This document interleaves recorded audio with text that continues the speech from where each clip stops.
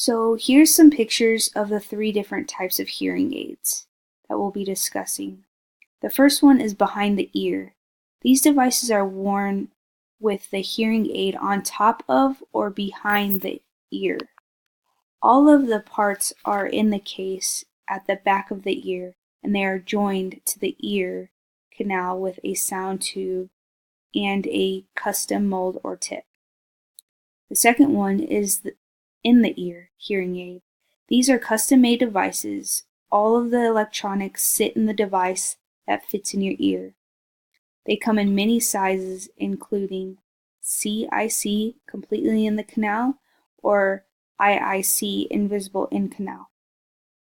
The last one is receiver in canal, or receiver in the ear.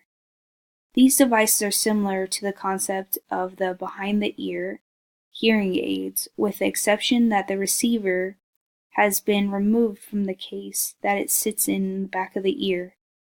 It is fitted in your ear canal or ear and connected to the case of the hearing aid with a thin wire.